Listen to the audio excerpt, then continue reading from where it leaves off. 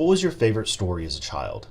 Think about the narrative, the plot, the adventure the main character embarked on. It seems so simple, but at the core of every story are the same fundamental components. My favorite book whenever I was a toddler was The Texas Night Before Christmas. It starts with everything being calm and the same as every other night. The scene is set by describing the house and the occupants in the house. Then a problem occurs. Santa arrives. This problem sets the story into motion. It creates action. We reach the peak of the story when the main character sees Santa. And the story ends with a Santa hopping on his sleigh, pulled by longhorn steers, and departs into the night. Now think of your favorite story as a child. I want you to see if you can identify the exposition period, the problem, and the resolution. Let's take a second to go over what storytelling is and how it's unique. There are some things that storytelling are and are not. Storytelling is recounting something that has happened in people's lives.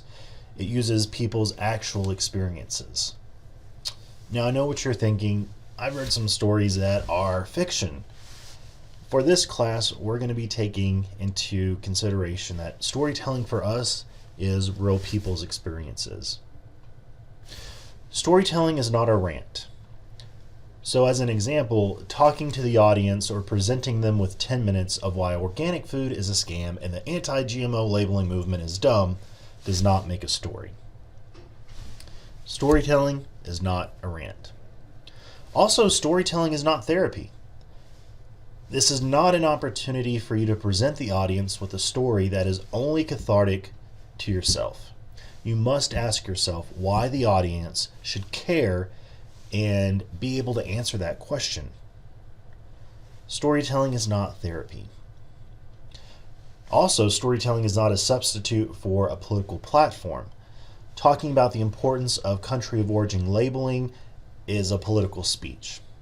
Now, gathering people's experiences that illustrate the importance of country of origin labeling by asking questions that take the viewers on a line of discovery through personal experiences of ranchers, now that's a story.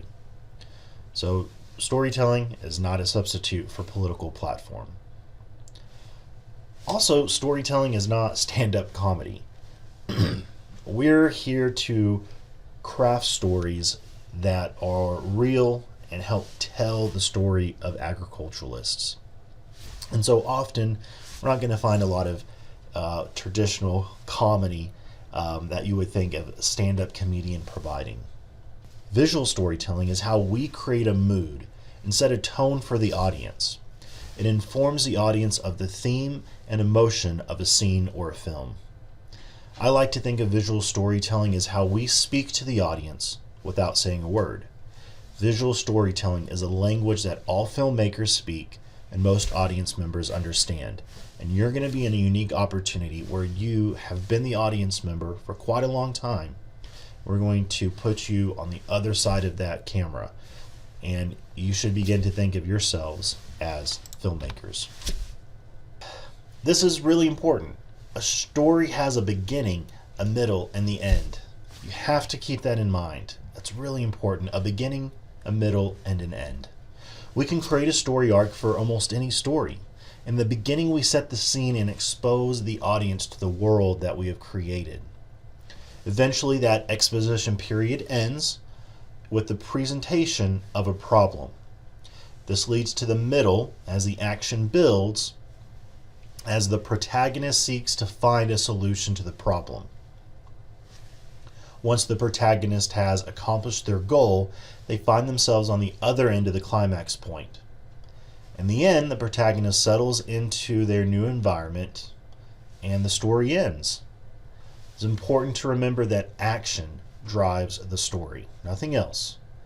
Stories ask questions and they delay the answers.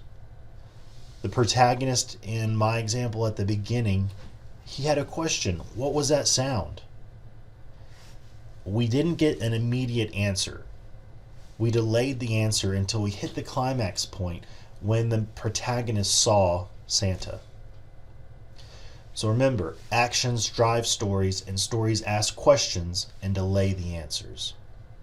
Finding out the answers yield a satisfying ending that completes the action and makes the story whole. What's coming up next is Learning Module 2, The Art of Storytelling. We'll see you in the next video.